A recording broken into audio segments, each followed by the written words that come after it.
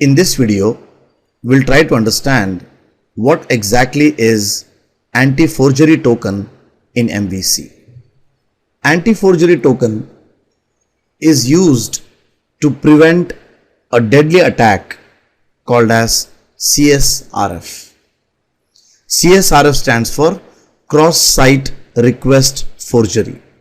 So if you really try to understand the meaning of forgery, the English dictionary meaning of forgery, it is nothing but it is an act of copying or imitating things like signature on a check or some official documents to deceive the authority source for financial gains. Now, when you talk about web applications, this forgery is termed as CSRF, that is cross-site request forgery. So it is nothing but it's a method of attacking, or you can say hacking, a website where the attacker imitates or forges as a trusted source. So as if he is a trusted source, he acts like a trusted source and sends data to the genuine site. And the genuine site processes the information innocently, thinking that data is coming from a trusted source.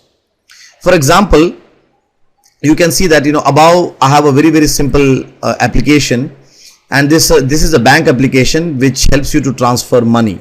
Okay, so I am logged in currently into my account here. So if I want to go and transfer money to some other account number, so I can say here transfer 1000 to account number something like ACC something. Okay, so when it says transfer money, it says that okay, 1000 has been transferred to this account number. So I have a very simple application here which helps me to transfer money to account number. Now here is a site created by the attacker. It is a forged site. It is a dummy site, you can say.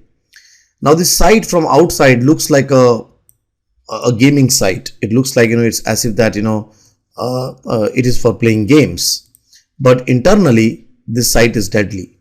So if you go and do a view source and see what it is doing internally, it is actually making a post to the genuine site for money transfer.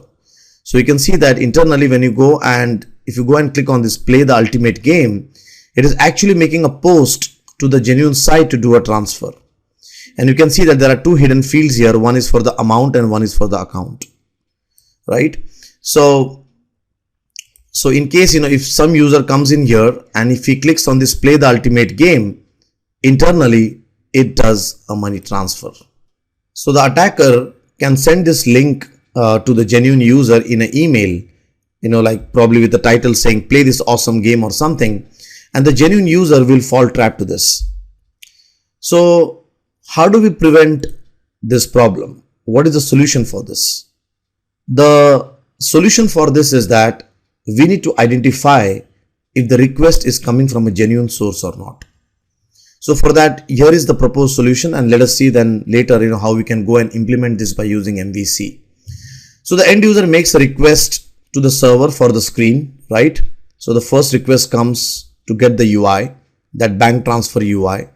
So at that time, if we can go and inject a secret token, so if we can go and generate a token and inject the same in the HTML, and later on, when the end user sends the request data, right, he will also send this token. And this token will then be validated to check, if this was the same token which was generated first. So if this token is not proper, then we can go and cancel this request. And if the token is proper, then we can process the request and send the response. So in other words, we need to go and generate a token, and that token needs to be passed from the user back to the server in every request which comes in. So we can then know that yes, this request is coming from a genuine source. So in order to go and generate the anti-forgery token, right? So first time when this money transfer screen loads, so we need to go and generate the token, right? So for that, we can go and use this HTML helper class. And in this, we have this anti-forgery token method, which will help us to generate the token. And when you click on this submit, it actually goes and calls this transfer action, right? So in this transfer action, where we have the money sending logic over here, I will go and say that validate the anti-forgery token, right? So now let me go and build this application here and let us see what happens. So you can see that I have requested for my site here. So this is now the genuine screen. And if you go and do a page source in the genuine screen, you can see that there is a hidden field here created called as _request verification token. And you can see that there is some kind of a unique token which has been generated. And this is all due to this html.antiforgery call, right?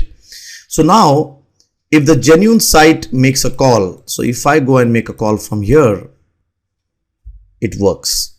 But now if the site which is duplicate, if he tries to make a call, so you can see that it is now saying that a required anti-forgery token was not supplied or was invalid. But nowadays attackers are smart, even they are programmers. So what if now the duplicate site, now this is becoming interesting. Now what if the duplicate site also generates an anti-forgery token, right? So if this is done, then so if the duplicate site also generates the anti-forgery token using this @HTML, right? Or probably he gets a grab of your token, you can see now even the duplicate site will be able to make a call, right? So what do we do now? So in other words, now the source site or the genuine site, other than the anti-forgery token, should also provide something extra, something that will make a difference. For example, when we eat food, right? So when we add a salt, how it looks different. So we need to add something extra. That extra, that is the salt. We need to add something which the attacker does not know about it.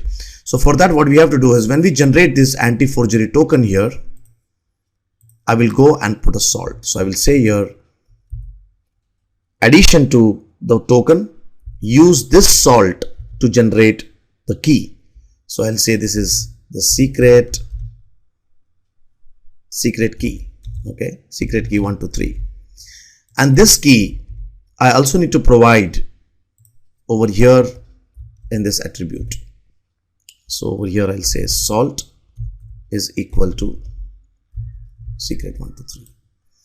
So now let me go and rebuild my solution here. Expected, yeah, absolutely.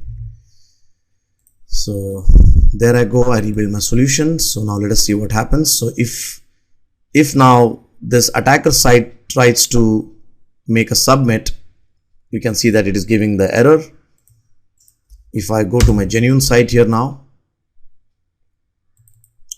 and if he tries to make a submit, it works because the genuine site now knows something more than the token, that is the salt.